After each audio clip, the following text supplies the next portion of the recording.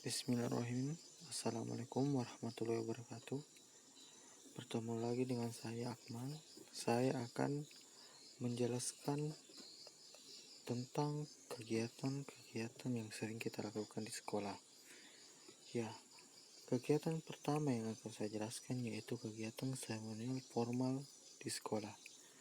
Mungkin kegiatan seremonial formal ini merupakan bahasa yang jarang kita dengar atau mungkin agak samar-samar atau tidak sering seperti beberapa kegiatan yang lainnya. Untuk itu, saya akan menjelaskan apa itu kegiatan seremonial formal di sekolah. Seremonial menurut KBBI yaitu upacara bersifat seremoni.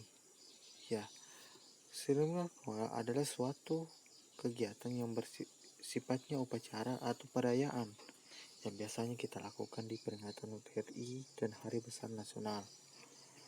Sedangkan formal adalah sebuah kata sifat yang berarti resmi.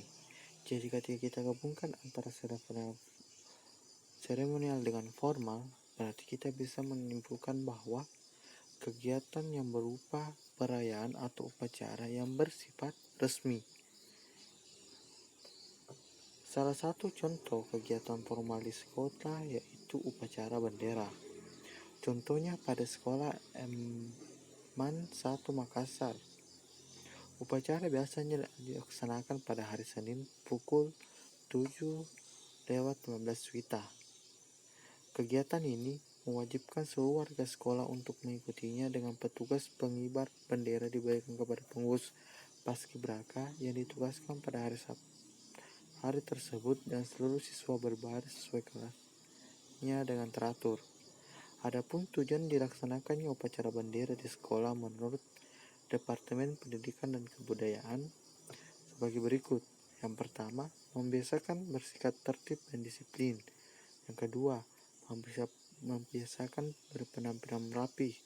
Ketiga, meningkatkan kemampuan memimpin. Keempat, membiasakan kesediaan dipimpin. Kelima, membina kekompakan dan kerjasama. Keenam, mempertebal semangat kebangsaan.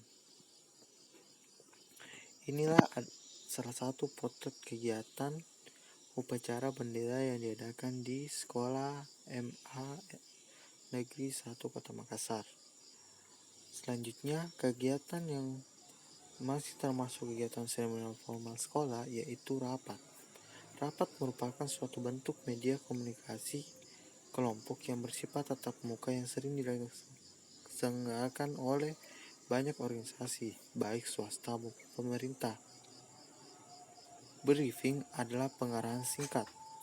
Manfaat rapat briefing di sekolah yaitu menjadikan guru disiplin dan datang in time, memotivasi setiap pagi, informasi yang cepat tersampaikan, berbagai tugas dan dengan efektif. Maksud dari rapat atau briefing ini ialah sebagai tahap pengarahan atau evaluasi yang sering dilakukan oleh kepala sekolah dan guru ketika ingin memulai pembelajaran, sebelum memulai pembelajaran di pagi hari atau pada saat akhir-akhir pembelajaran yang biasanya dilakukan sesuai dengan kebutuhan atau inisiatif dari kepala sekolah. Selanjutnya,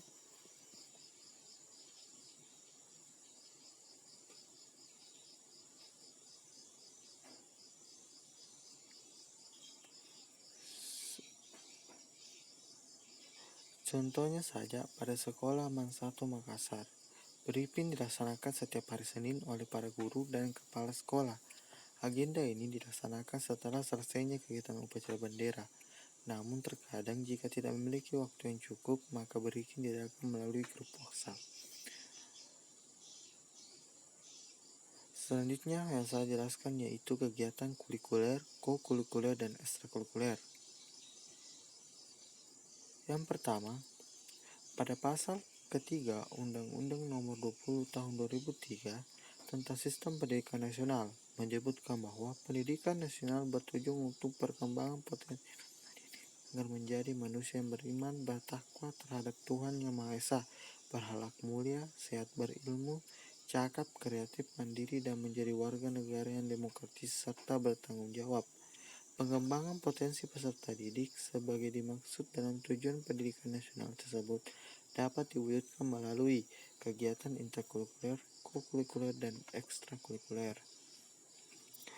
Berdasarkan Peraturan Mendikbud Republik Indonesia Nomor 62 Tahun 2015 tentang kegiatan ekstrakurikuler, pada kegiatan dasar pendidikan menengah, kegiatan ekstrakurikuler adalah kegiatan kurikuler yang dilakukan oleh peserta didik di luar jam belajar, kegiatan yang bertujuan untuk mengembangkan potensi, bakat, minat, kemampuan, kepribadian, kerjasama, dan kemandirian peserta didik secara optimal untuk pendidikan. Artinya kegiatan ekstrakurikuler ini bertujuan untuk mengembangkan minat dan bakat dari peserta didik tersebut. Salah satu contoh kegiatan ekstrakurikuler yaitu organisasi siswa yang sering ada di sekolah. Contoh yang saya paparkan di sini adalah salah satu organisasi yang ada di SMA 1 Makassar. Yang pertama ada organisasi siswa intramadrasah atau OSIM, Palang Remaja, PEMER, Pramuka, Ikramuna, Ikatan Remaja Masjid Maulana Rauf, Kamusku, Pamansam, Pecinta Alam Man 1 Makassar, Sanggar Seni, Marching Band, Futsal, dan Paskibraka. Selanjutnya, saya akan menjelaskan tentang kegiatan interkurikuler. Kegiatan intrakurikuler merupakan kegiatan utama sekolah yang dilakukan dengan menggunakan alokasi waktu yang telah ditentukan dalam struktur program. Kegiatan ini dilakukan oleh guru dan peserta didik dalam jam-jam pelajaran setiap hari. Kegiatan intrakurikuler bertujuan untuk menumbuhkan kemampuan akademik siswa. Contohnya, setiap sekolah pasti ada kegiatan mendidik siswa dengan berbagai mata pelajaran yang dilaksanakan, misalnya pukul 10 sampai pukul 14.00 dengan ada jeda waktu istirahat. Kegiatan selanjutnya yaitu kegiatan kokurikuler. Kegiatan kokurikuler ini merupakan kegiatan yang sangat erat sekali dengan dan menunjang serta membantu kegiatan interkurikuler tadi. Biasanya dilaksanakan di luar jadwal intrakurikuler dengan maksud agar siswa lebih memahami dan memperdalam materi yang ada di intrakurikuler.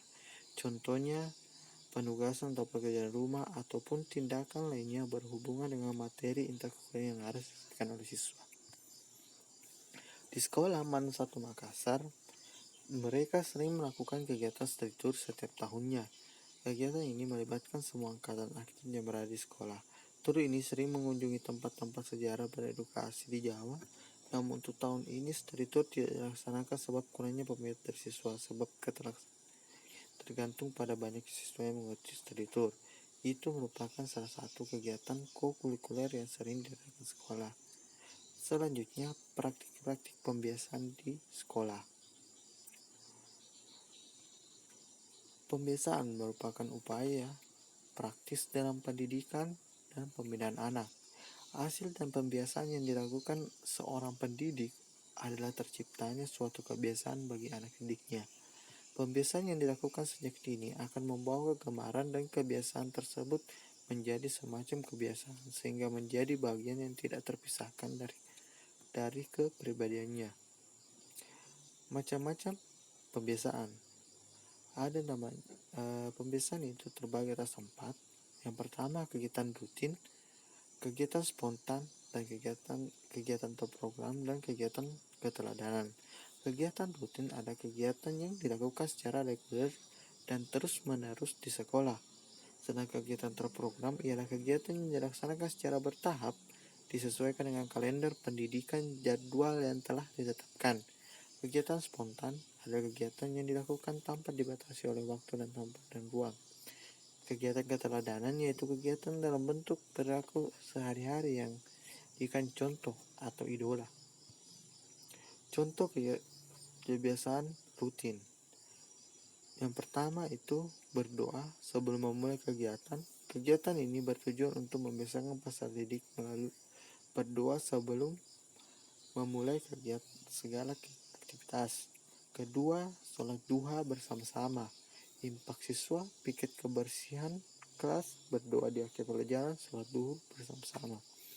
Keempat, membaca Asmaul Husna. Kegiatan ini bertujuan untuk membiasakan peserta didik untuk berzikir, mengingat nama Allah. Keempat, hormat bendera merah putih. Kegiatan yang bertujuan untuk menanamkan jiwa nasionalisme dan bangga sebagai bangsa pada peserta didik. Itu salah satu contoh dari kebiasaan rutin. Selanjutnya, kebiasaan kegiatan spontan. Ya, adapun contohnya yaitu pertama, membiasakan mengucapkan salam dan bersalaman kepada guru, karyawan, dan siswa. Kedua, membiasakan bersikap sopan santun. Ketiga, membiasakan membuang sampah pada tempatnya. Keempat, membiasakan antri. Kelima, membiasakan menghargai pendapat orang lain. Keenam, membiasakan minta izin masuk keluar kelas atau ruangan.